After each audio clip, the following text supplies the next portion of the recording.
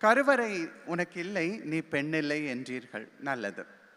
கருவறை உனக்கில்லை, நீ பெண்ணில்லை என்றீர்கள், நல்லது. ஆண்மையை அறுத்தெறிந்ததால் சந்ததிக்கு சமாதி கட்டிய பட்டுப்போன ஒற்றை மரம் நீ.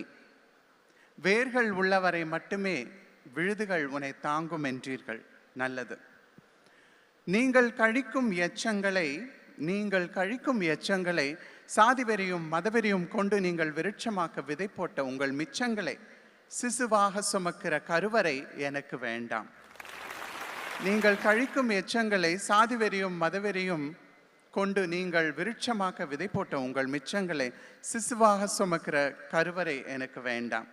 உங்கள் ஏற்றத்தாழ்வு எச்சங்களை சுமந்ததால் பாவம் அவள் கருவறை கழிவறையானது. என்னை இயற்கையின் பிழை என்று தாராளமாய் சொல்லிக்கொள்ளுங்கள்.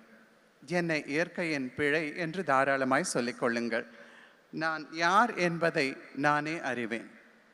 மதம் மறந்து சாதி துறந்து மறுக்கப்பட்டவர்கள் ஒன்று கூடி வாழும் வாழ்க்கையை வாழ முடியுமா உங்களால்? மதம் மறந்து சாதி துறந்து மறுக்கப்பட்டவர்கள் ஒன்று கூடி வாழும் வாழ்க்கையை வாழ முடியுமா உங்களால்? கருவில் சுமக்காமலேயே தாயாக முடியுமா உங்களால்? மார்முட்டி பசியாராமலேயே மகளாக முடியுமா உங்களால்? என்னால் முடியும், எங்களால் முடியும். உங்கள் ஆணாதிக்க குறியை அறுத்து கொள்ளுங்கள்.